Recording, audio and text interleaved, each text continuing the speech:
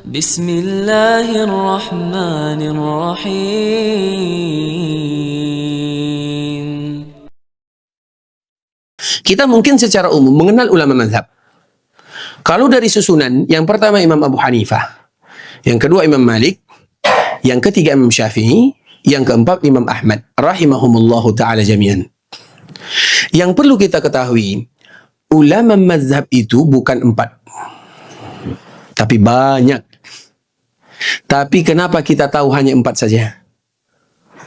Tentu banyak alasannya. Makanya kenapa kita kenal dengan berbeda ulama mazhab. Kenapa istilah ini kita kenal? Yang pertama itu taufik dari Allah Subhanahu wa taala. Taufik dari Allah itu tidak akan bisa di antara kita yang bisa membendungnya. Maka di antara salah satu doa yang tidak boleh kita tinggalkan, Allahumma inni as'aluka min fadlika wa karamika wa ihsanika wa judik.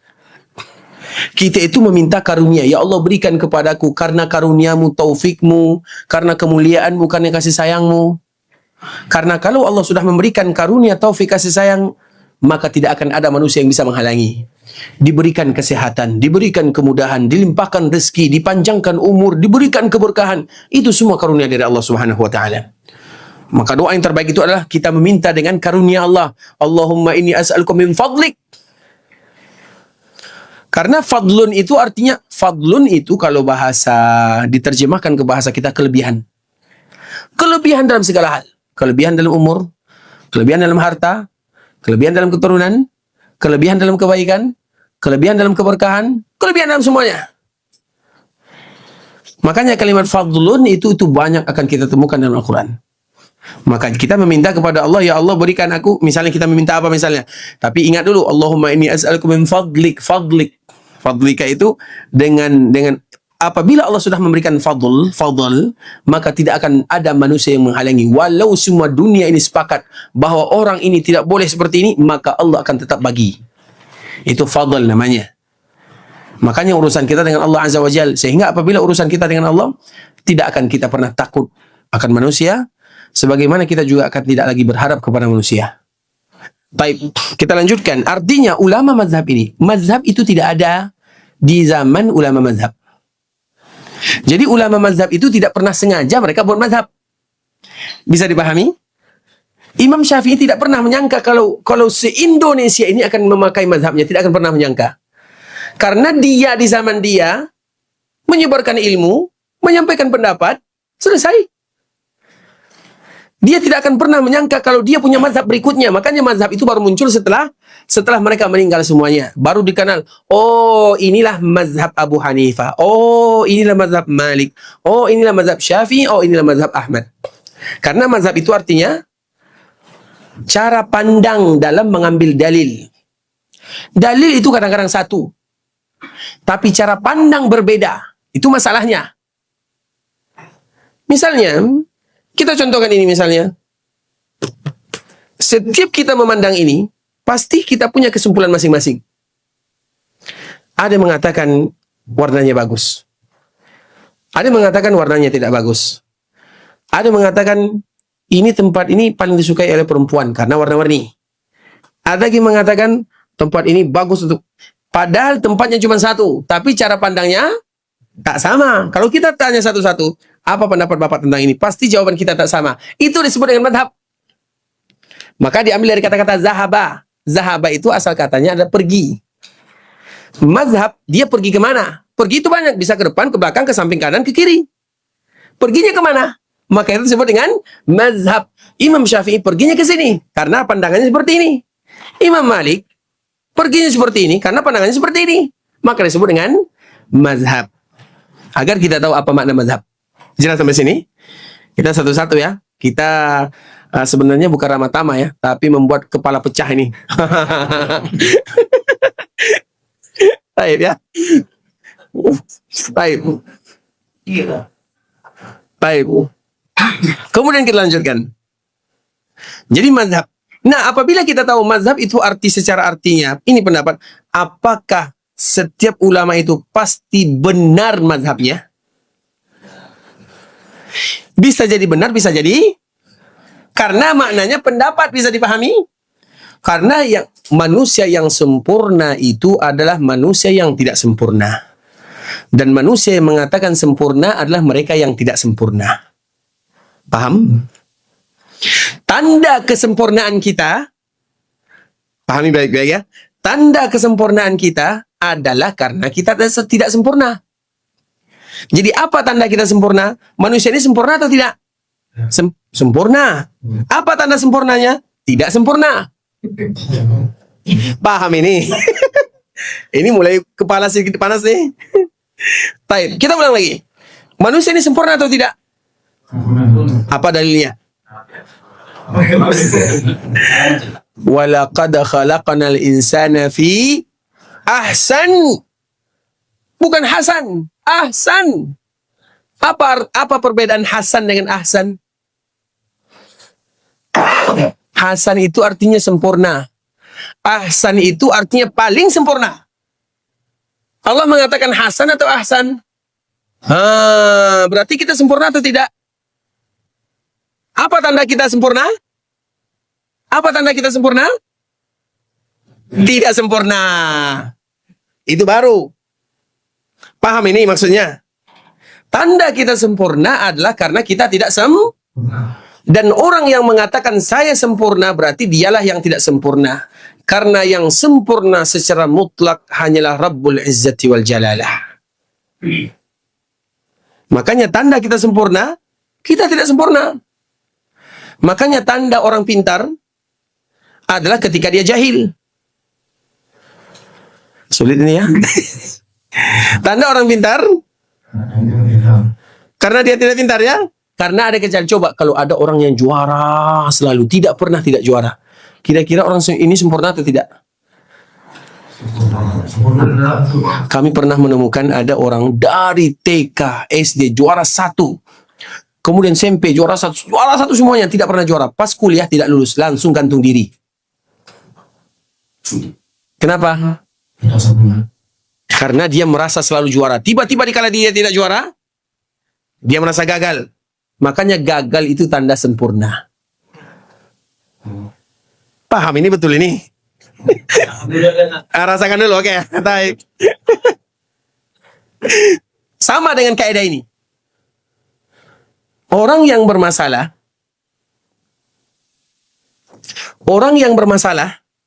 adalah orang yang tidak punya masalah.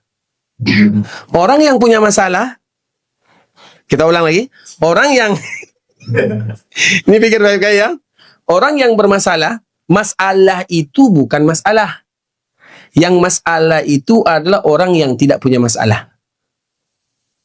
Jelas atau tidak? Kalau ada orang yang hidupnya tidak pernah sakit, kira-kira dia bermasalah atau tidak? Bermasalah. Siapa contohnya? Fir'aun. Apa ujung-ujungnya? Ini hadiahnya untuk Bapak pertama kali. Masya Allah. Ini langsung ya Pak ya. Masya Allah. Tambah bonus langsung kali. Tumben langsung hadiah Pak ya. Masya Allah. Allah membarik. Masya Allah, sehat ya Pak ya. Masya Allah. Coba lihat, karena tidak pernah sakit, maka ujung-ujungnya dia mengatakan dirinya. Tapi kalau kita ingin mengatakan diri kita Tuhan, tiba-tiba esok kena kanker, masih berani atau tidak? Itu dia. Makanya masalah itu bukan masalah, karena orang yang bermasalah itu mereka yang tidak punya masalah. Orang yang sempurna itu adalah karena tidak sempurna, dan orang yang mengatakan sempurna berarti dia tidak sempurna. Jelas ya? Jelas. Ada jelas ya? Sudah dipikirkan? Coba terangkan lagi. Silakan maju. Ini harus ada bukti. Apa? Baru dirasa dulu, masih belum selesai ya? Taib. Kita lanjutkan lagi. Ini pelajaran kita santai ya, tapi bikin kepala sakit. Seperti kaidah tadi yang disebutkan. Baik. Makanya kita kembalikan kepada mazhab tadi. Mazhab itu mungkin di sini ini kan masih bisa, biar nanti yang masuk bisa. Masya Allah, mohon maaf ya. Semoga dalam waktu dekat bisa memperluas musola kita ini ya. Karena terlalu kecil nih. Macam mana ini Bapak Pembina? Semoga diberikan kesehatan, umur panjang, keberkahan dalam rezeki dan harta. Amin. Kita lanjutkan. Kita kembalikan kepada mazhab tadi. Mazhab itu artinya pendapat cara pandang. Makanya kalau itu artinya berarti bisa jadi benar, bisa jadi salah. Walaupun yang benarnya lebih banyak daripada salahnya. Karena ulama itu seperti itu ya. Ulama itu kita tidak boleh mereka menganggap mereka itu remeh. Karena ulama itu betul-betul memiliki kalau bahasa kitanya, kalau kita punya 1 giga, otak kita ini 1 giga, kalau mereka 1 tera. Berapa 1 tera itu, tahu 1 tera ya? Nah, itu perbandingannya. Jadi jangan sok-sok depan ulama. Kita contohkan Imam Bukhari. Contoh ya. Dan insya Allah di sini semua Imam Bukhari ya. Imam Bukhari itu kalau belajar dia pernah dalam 16 hari tidak pernah bawa catatan. Kemudian hari ke-17 dia catat semua yang dia dengar dalam masa 16 hari. Lebih daripada 5.000 hadis. Makanya di sini insya Allah banyak Imam Bukhari ya. Karena nggak ada yang mencatat kan? Coba bayangkan. Jadi dia tidak bawa catatan. Sama dengan Imam Syafi'i. Agar kita tahu siapa ulama tersebut. Imam Syafi'i dikala dia waktu kecil. Jadi Imam Syafi'i itu dia lahir di Gaza. Semoga Allah menyelamatkan saudara-saudara kita yang ada di sana. Lahir di Gaza. Dan dia itu satu-satunya ulama mazhab yang nasabnya sama dengan Nabi. Jadi kakek Nabi dengan kakek Imam Syafi'i itu sama. Nama Nabi adalah Muhammad bin Abdullah bin Abdul Muttalib bin Abdul Manaf bin Hisham bin apa lagi? Ini Nabi kita nih.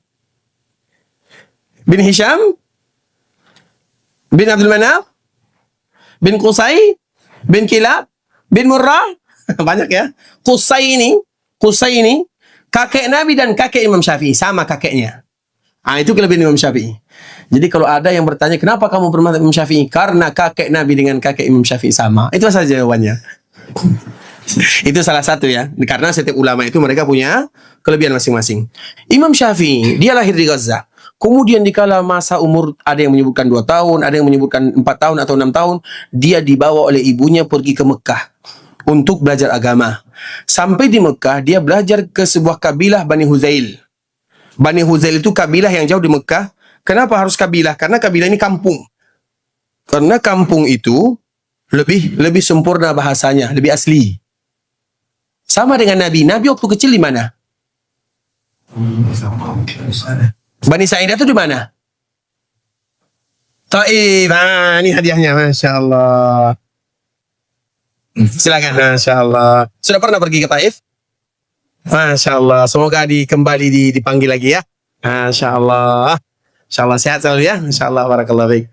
Jadi Halimah, karena ibu Nabi itu ada 3 kan? Ibu Nabi ada 3. Tahu kita kalau ibu Nabi ada 3? Siapa nama ibu Nabi? Aminah yang pertama. Yang kedua? Halimah. Yang ketiga? Siapa Pak? Nah, tambah lagi hadiahnya Pak. Masya Allah. Ini ada buku baru? Oh. Masya Allah. Kayaknya bapak yang porong semua nih. Sehat selalu Pak ya. Masya Allah. Masya Allah. Jadi ibu Nabi itu ada 3 ya. Nah, Nabi SAW, Nabi itu besar di mana?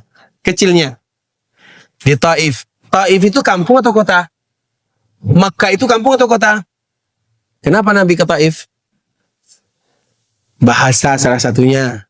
Karena kalau di kota itu sudah campur kan. Di sini bahasa Betawi atau bahasa Sunda? Di sini Campur Betawi ya.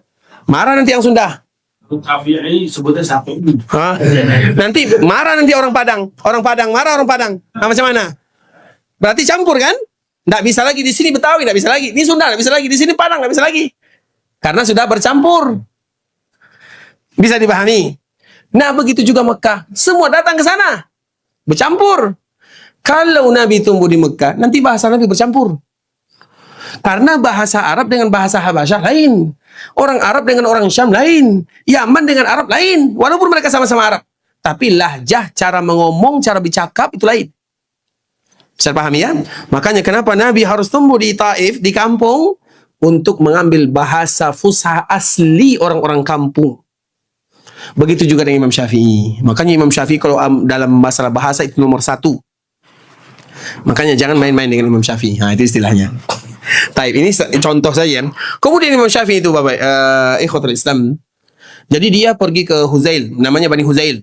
Kemudian, dikala dia berumur 7 tahun, dia bisa menguasai bagian bahasa Arab. Karena itu kunci daripada belajar agama. Jadi kalau ingin belajar agama, ambil dulu kuncinya. Apa kuncinya? Bahasa Arab. Maka nanti belajar bahasa Arab ya. Walaupun hanya dapat ana dan anta saja, tidak apa-apa. Karena tidak masuk surga yang tak pandai bahasa Arab. Ah, ini berat nih. Karena di surga. Nah, satu lagi Pak, silakan Bapak ambil pilih.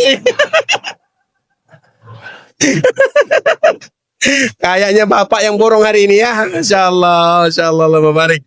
Itu kan istilahnya, karena ada yang menyebutkan karena di surga bahasa Arab, atau karena sholat kita juga bahasa, azan kita juga bahasa.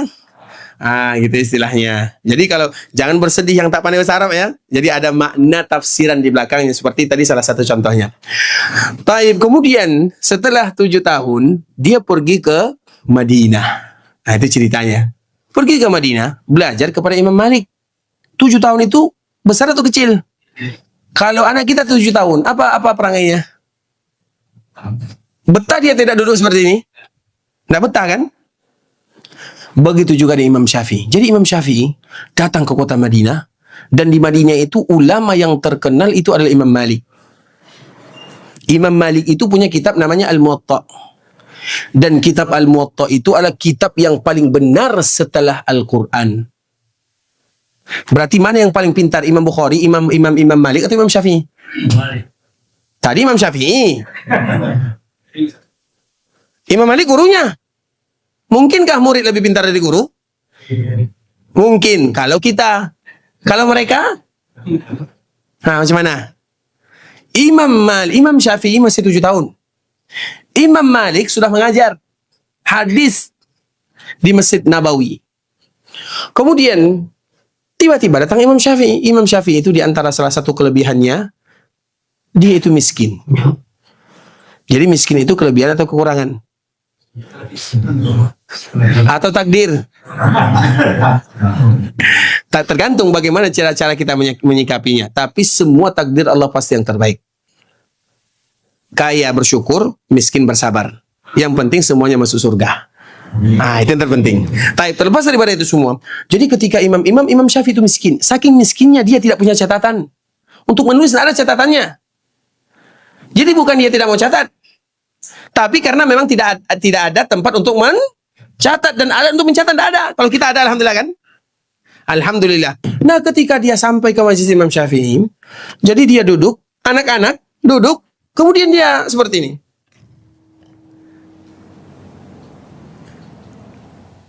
Gitu. Nah, Imam Malik melihatnya kira-kira risih atau tidak? Majelis Imam Malik itu adalah majelis yang serius, karena yang dibahas hadis Nabi. Majelis yang serius karena pembahasannya itu adalah hadis Nabi SAW. Tidak boleh dijadikan Al-Quran dan hadis Nabi sebagai candaan. Bahaya. Karena agama bukan untuk dicandakan. Kemudian dikala Imam Malik melihat Imam Syafi'i, jadi seperti orang main-main. Kemudian dia tidak tenang. Setelah majelis selesai, setelah selesai pengajian, maka Imam Malik memanggil. Waktu itu belum kenal ya. Imam Malik belum kenal siapa Syafi'i. Imam Syafi'i kenal, tapi Imam Malik belum kenal Syafi'i. Kemudian dia panggil, wahai gulam, kesini kamu. Ta'al, kesini. Tahukah kamu kalau ini adalah majlis di Masjid Nabawi, yang kita bahas adalah hadis-hadis Nabi SAW. Kenapa kamu bermain-main? Maka Imam Syafi'i mengatakan, saya tidak bermain-main. Terus tadi kamu seperti ini? Kata Imam Malik. Apa kata Imam Syafi'i? Tadi saya sedang mencatat. Tadi saya sedang mencatat. Imam Malik kembali bertanya, mana catatannya? Imam Syafi'i mengatakan, saya tidak punya catatan. Karena memang miskin. Tidak ada catatan. Kertas pun selembar tidak ada. Tapi saya catat. Kalau kamu tidak percaya, silakan. Aku akan bacakan semua hadis yang dibaca dari awal sampai akhir. Aku akan bacakan. Maka di saat itulah Imam Malik mulai kaget. Ini tantangan, cabaran ini. Kemudian dibacakan oleh Imam Syafi'i tanpa salah satu pun. Kalau kita doa tadi sudah hafal atau belum? Itu masalahnya. Makanya tadi kita sebutkan jangan main-main dengan para ulama. Kita 1 giga, mereka 1 Itu dia. Bahkan kami selalu mencontohkan dosen kami ya. Dosen kami yang mengajar di Masjid Nabawi. Dia sudah tua ya, 95 tahun. Diberikan umur panjang. Dia satu-satunya ulama hadis. Hadis itu pelajaran yang paling berat. Hadis itu bukan qala Rasulullah sallallahu alaihi wasallam innamal a'malu binniyat, bukan. Itu matan namanya. Matan namanya. Matan. Hadis itu ada yang meriwayatkan kamu dapat dari mana? Kamu dapat dari mana? Kamu dapat dari mana? Kamu dapat dari mana? Kami dapat dari Nabi sallallahu alaihi wasallam ujungnya. Itu baru hadis. Jadi senang atau susah? Jadi ahli hadis itu susah. Yang mudah itu berhadas. Jadi ahli hadas ya. Ahli hadis itu susah Bapak Ibu. Makanya orang yang berkecimpung dalam dunia hadis, mereka paling dekat dengan kebenaran. Itu kaedahnya. Kalau kita ingin dekat dengan kebenaran, iya, di dunia ini perselisihan tidak akan pernah bisa dihindarkan. Perselisihan itu adalah hukum alam, bukan tujuan. Bisa dipahami? Hukum alam itu memang seperti itu. Jangankan antara kita, antara pasangan suami istri berselisih atau tidak? Bahkan setiap hari kita bergaduh kan? Nah, itu istilahnya. Antara anak kembar yang sama-sama lahir, kembar, berselisih atau tidak? Itu hukum alam. Jadi bedakan antara hukum alam dengan tujuan. Apakah ada di antara kita yang sengaja berselisih? Sengaja dia bergaduh? Ada atau tidak? Tidak ada. Tapi memang itu hukum alam. Makanya dikala terjadi perselisihan di antara kita, apa yang harus kita lakukan? Siapa yang bisa jawab? Siapa yang bisa jawab? Ambil semua hadiah untuk dia. Apa? Kembalikan? Semua mengatakan seperti itu. Semua. Jadi kalau kita berbeda, apa yang pertama kali kita lakukan? Apa? Semua kita mengatakan demikian. Ya ayyuhalladzina amanu atiiullaha wa atiiur rasula wa ulil. Terus apa sambungnya? Fa in tanaza'tum fi syai'in farudduhu ila Allah. Semua kita mengatakan seperti itu, semua. Fatabayyanu. Kita kalau sudah bergaduh tuh nengok muka saja tak mau. Iya atau tidak? Kita yang fair-fair aja ya. Terus apa yang pertama kali kita lakukan? Disinilah kesalahan kita bersama. Karena kebiasaan kita itu menjadikan perbedaan itu tujuan. Kalau sudah menjadikan perbedaan itu tujuan, maka kita akan selalu bergaduh. Kalau kita demikian, maka hati akan menjauh. Hilang yang namanya ukhuwah. Ini muslim, ini muslim. Bagaimanapun hal seorang muslim pasti ada. Kalau kita tahu itu bukan tujuan, tapi kalau itu sudah menjadi tujuan, kita tak nak tengok lagi. Salam pun tak nak jawab. Assalamualaikum. Iya atau tidak? Banyak tidak kaum muslimin seperti itu? Karena mereka jadikan perbedaan sebagai tujuan. Perbedaan itu hukum alam, bukan tujuan. Makanya dikalakan kita pertama kali kita berbeda. Berbeda dalam apa saja. Baik itu dalam urusan dunia. Berbeda itu bukan hanya urusan agama. Urusan dunia, urusan agama. Tapi kita fokus dalam urusan agama. Apa yang pertama harus kita lakukan? Kalau tidak tahu, kita tutup assalamualaikum. Macam mana? Syukur dan bersabar. Betul, kalau kita sudah bergaduh sama istri bisa bersabar, bersyukur. Itu baru sama istri, apalagi sama orang lain. Penuntut ilmu. Hasad yang paling tinggi itu adalah antara penuntut ilmu. Imam Bukhari itu meninggal gara-gara penuntut ilmu. Agar kita tahu kenapa dia meninggal. Ini panjang cerita kita nih. Kita cerita ulama ya. Baik, jadi apa yang kita lakukan? Kalau tidak, assalamualaikum ini. Mau sendiri. Macam belum betul ya. Apa yang harus kita lakukan? Apa? Taruh. Itu kalau mau kawin dua. Ini ada ibu di bawah ya. Ini bahaya ini ya. Apa? Coba kaki dulunya tak. Apa? Girlfriend. Dulunya dari mana nih? Apa? Dulunya. Dulunya. Kurunya. Dari depan meja gitu. Kisi-kisi ya. Itulah yang kita lupa semuanya. Itulah yang kita lupa. Yang kita tahu hanya bergaduh saja. Dikala kita ada masalah, maka yang pertama kali kita lakukan adalah berdoa. Lupa kita berdoa. Pertanyaan kedua, doanya apa? Nah, doa lagi, menghafal lagi. Itu yang harus kita ingat. Allahumma rabba Jibril wa Mikail wa Israfil. Fatir as-samawati wal ard. Alim al-ghaibi wa syahadah. Anta tahkumu baina ibadika fima kanu fi yakhtalifun. Ihdini lima ikhtulifa fihi minal haqqi bi'izni innaka tahdi man tasha'u ila siratim mustaqim. Karena dikala berbeda, setiap kita pasti menganggap kita yang benar, iya atau tidak? Terus kapan kita bertemunya? Bisa dipahami? Disitulah. Makanya Imam Syafi'i setiap kali berdebat, dia mengatakan, ya Allah, berikan kepadaku taufik, hatiku ini jaga. Kalau dia benar, biarkan aku bisa mengikuti dia. Kalau saya yang benar, mudahkan dia untuk mengikuti saya. Selesai. Kalau kita berbeda, ingin saling menjatuhkan, itu masalahnya. Makanya para ulama itu, atau doa yang pertama kali yang harus kita hafal ini. Allahumma rabba Jibril wa Mikail wa Israfil. Ya Allah, Rabbnya Jibril, Jibril, wa Mikail wa Israfil. Itu nama-nama malaikat. Jibril itu namanya Abdullah. Maka il di dalam bahasa Ibrani atau bahasa dulu itu Allah. Jibril, Israel, apa arti Israel? Abdullah, maka jangan pernah celah Israel. Yang salah itu Yahudinya, bukan Israelnya. Jibril, Mikail, Israfil. Israel ada atau tidak? Ada. Tapi hadisnya tidak kuat. Kalau secara hadis, kita bicara tentang hadis ya. Kalau tidak percaya, silahkan selidiki sendiri. Nah, ini mulai berbeda kita nih. Makanya Allahumma rabba Jibril wa Mikail wa Israfil fatiras samawati wal ard, yang menciptakan langit dan bumi. Alimul ghaibi wasyahadah, yang mengetahui perkara yang zahir dan yang tidak zahir, yang batin dan yang zahir, yang tampak dan yang tidak tampak. Anta tahkumu baina ibadika fima kanu fi yakhtalifun, yang menjadi hakim ketika hambamu berbeda adalah engkau ya Allah. Anta tahkumu baina ibadika fima kanu fihi yakhtalifun. Engkau yang menjadi hakim kami bersama dikala kami berbeda. Kemudian ihdini, itu dia. Ihdini, tunjukkan aku. Jadi kita mengambil sesuatu itu bukan karena hawa nafsu, bukan karena ikut-ikutan, tapi karena hidayah dari Allah Subhanahu wa taala. Itu yang penting. Makanya disebut ihdini lima ikhtulifa fi. Ya Allah, berikan kepadaku petunjuk mana yang benar terhadap yang diperselisihkan. Berikan petunjuk, bukakan hatiku.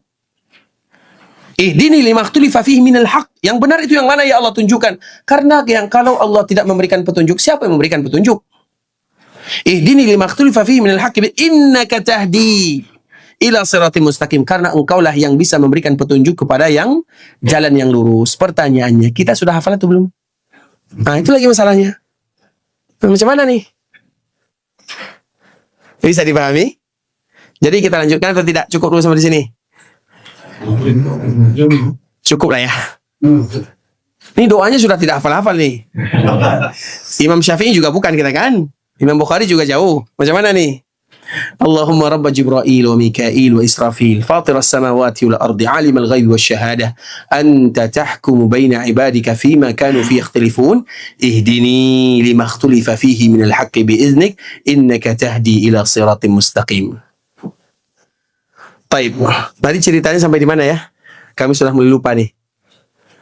Imam Syafi'i sudah selesai belum? Nah, Imam Syafi'i, Imam Malik, karena Imam Malik itu adalah gurunya Imam Syafi'i. Dan Imam Malik itu punya kitab yang tadi kita sebutkan Al-Muwatta, kitab yang paling benar, dan yang menyebutkan kalimat ini adalah Imam Syafi'i itu sendiri. Kitab yang paling benar setelah Al-Quran adalah kitab Al-Muwatta. Yang mengatakan kalimat ini adalah Imam Syafi'i. Kenapa Imam Syafi'i mengatakan yang demikian? Yang paling benar setelah Al-Quran itu Al-Muwatta atau Imam Bukhari? Wajar kan kita bertanya seperti itu? Yang paling benar setelah Al-Quran itu Al-Muwatta atau Imam Bukhari? Nah, yang mana ini? Siapa yang bisa jawab? Angkat tangan dan bertanggung jawab. Itu yang penting. Ah, yang tua dulu ya. Baik, sila. Kalau didampingi Imam Syafi'i, maka kalau sekarang Bukhari. Kenapa Bapak bedakan sekarang dengan zaman Imam Syafi'i? Karena Imam Bukhari setelah Imam Syafi'i muncul. Kalau Imam Malik? Imam Malik itu setelah Syafi'i atau setelah Bukhari atau sebelum Bukhari? Imam Malik. Imam Malik. Sebelum. Apa buktinya sebelum? Karena Imam Syafi'i guru pada Imam Malik. Terus Imam Bukhari, gurunya siapa? Bukhari gurunya Imam Ahmad. Betul ini. Terus Imam Ahmad apa hubungannya dengan Imam Syafi'i? Gurunya Berarti mana yang lebih tua? Masya Allah. Itu cuma perdebatan ya supaya ya ujian tesis lah. Masya Allah. Silakan Pak. Ini 2 ya Pak ya. 3 lah. Karena terlalu banyak ujiannya tadi ya. Masya Allah. Syukran. Allah yang barik. Nah, perkataan seperti ini. Nah, kenapa kita bisa mengatakan seperti ini? Itulah gunanya kita harus tahu tentang ulama. Karena Imam Malik itu lahir pada tahun 93 Hijriah, meninggal pada tahun 179. Meninggalnya tahun 179. Imam Syafi'i baru lahir tahun 150. Meninggalnya tahun 204. Berarti mana yang lebih senior? Imam Malik. Imam Bukhari baru lahir tahun 194. Kira-kira Imam Bukhari dengan Imam Malik bertemu atau tidak? Nah, berarti kenapa Imam Syafi'i mengatakan yang paling benar adalah Muwatta? Karena Imam Bukhari belum. Nah, itu dia. Berarti mana yang paling kalau kita bandingkan antara kedua-duanya, Muwatta atau Imam Bukhari? Salah. Dua-duanya. Kenapa harus kita pilih? Saya nggak suruh milih. Saya hanya bertanya. Iya kan? Jelas. Tapi kalau, enggak usahlah tapi kalau ya, tapi intinya seperti itulah. Jadi Imam Malik itu punya kitab Muwatta yang dikatakan oleh Imam Syafi'i kitab yang terbaik. Kemudian dia pun belajar kepada Imam Malik di kota Madinah. Maka sanad para ulama mazhab itu semuanya bersambung. Dan sanad yang terbaik itu sanad Imam Malik. Karena Imam Malik itu punya sanad emas kalau bahasa kitanya. Malik dia mengambil sanad emas itu dari Nafi'. Nafi' itu Maula Abdullah bin Umar. Abdullah bin Umar mengambil dari Nabi SAW. Itu disebut dengan sanad emas. Atau dalam bahasa istilah hadisnya as-sulasiyat. As-sulasiyat itu artinya yang punya jarak dengan Nabi hanya 3 orang saja. Disebut dengan as-sulasiyat. Imam Bukhari di dalam kitab Sahih Bukhari itu bukan Sahih Bukhari namanya. Al-Jami' As-Sahih. Jadi Sahih Bukhari itu istilah kita saja. Imam Bukhari tidak pernah mengatakan Sahih Bukhari.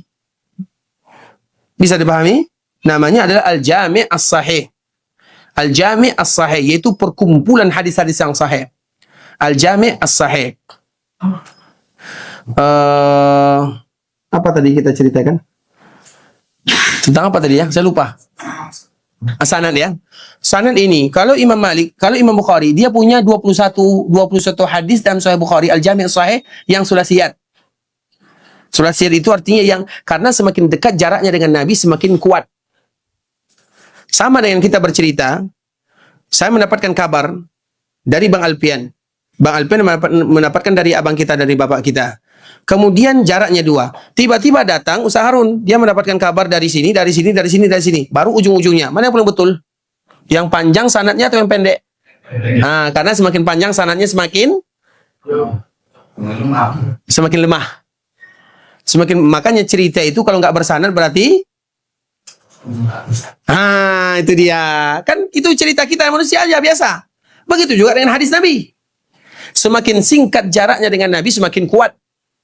Semakin jauh jaraknya dari Nabi semakin lemah. Semakin tidak ada jaraknya dengan Nabi berarti dusta. Keadaannya jelas. Kamu dari mana kamu dapatkan kabar ini? Oh, saya dengar-dengar seperti itu. Itu dusta namanya. Makanya kalau di dalam istilah hadis, kalau sudah qila, itu marid namanya, marid, sakit. Qila itu dikatakan, saya dengarkan seperti ini, itu sakit namanya. Dalam istilah hadis. Ada ilahnya. Dan itu adalah ilmu yang paling berat. Tapi kita kembalikan lagi. Dalam Sahih Bukhari itu punya 21 hadis sulasiyat. Imam Muslim tak punya. Imam Muslim punya rubaiyat. Antara dia dengan Nabi 4. Kemudian Imam Abu Daud tak punya. Yang punya itu adalah Imam At-Tirmidzi. Kemudian Imam Ibnu Majah. Imam Ibnu Majah punya 5. Tapi kelima-limanya kurang kuat secara sanadnya. Terlepas daripada itu semua, yang paling kuat itu adalah Imam Malik. Karena dia sanadnya dengan Nabi dekat. Nah, Imam Syafi'i ambil dari Imam Malik. Imam Ahmad ambil dari Imam Syafi'i. Dan ketiga orang ini ulama hadis. Sanadnya sampai kepada Nabi SAW. Tinggal Imam Abu Hanifah. Imam Abu Hanifah itu dari mana jalurnya? Ada yang tahu? Dan Imam Abu Hanifah itu yang paling tua di antara ulama madhab ini. Imam Abu Hanifah itu lahir pada tahun 80, artinya 80 Hijriah. Berarti berapa jarak antara Imam Abu Hanifah dengan Nabi SAW? Berapa? Berapa? Berapa? Tentu kita bertanya dulu, kapan Nabi wafat? Tahun 12 atau 13? 13 atau 12? 13, Masya Allah. Silakan Pak. Masya Allah. Sehat selalu Pak ya. Tapi jawabannya salah ya. Wah. Iya, apalagi yang betul. Tahun 11. Nabi wafat tahun 11. Berarti 80 kurang 11 berapa? Berarti jarak dia dengan Nabi hanya 60. Jadi jangan main-main dengan Imam Abu Hanifah. Makanya Imam Malik mengatakan, kalau tiang ini, apabila Imam Abu Hanifah mengatakan tiang ini terbuat dari apa ini? Dinding ini, dari beton. Kalau Imam Abu Hanifah mengatakan tiang ini terbuat dari emas, niscaya kita semua akan percaya. Bukan sikoh. Kuat. Kan 1 tera. Yang tadi kita sebutkan. Saking kuatnya hujahnya. Orang yang kalau kuat hujahnya, kita tidak akan bisa melawan. Bisa dipahami? Makanya kalau ini dikatakan oleh Imam Abu Hanifah terbuat dari emas, semua kita akan percaya. Padahal kita tahu kalau ini terbuat dari 1 tera. Jadi ulama itu seperti itulah kira-kira. Type ya. Paling tidak kita sedikit mendapatkan wawasan tentang masalah ulama mazhab ya, tapi masih banyak lagi yang harus kita pahami. Namun waktu juga yang memisahkan kita, bukan waktu ya, karena kami terlambat, jadi kami mohon maaf ya. Kita cukupkan dulu sampai di sini ya. Tentunya kita, karena tujuan kita di sini hanya ramah tamah ya, jadi kita tidak terlalu berlama-lama, walaupun sudah lebih dari 60 menit nih, sudah hampir 80 menit nih, sampai tambah terasa, tapi semoga apa yang kita sampaikan ini bisa memberikan manfaat kepada kita bersama. Yang benar dari Allah Subhanahu Wa Taala, yang salah dari diri kami pribadi, karena kesalahan, kekurangan, kebodohan kami mohon maaf kalau ada kata-kata yang salah, kalimat-kalimat yang kurang tepat. Kita tutup dengan doa kafaratul majlis. Subhanakallahumma bihamdika asyhadu an la ilaha illa anta astaghfiruka wa atubu ilaik.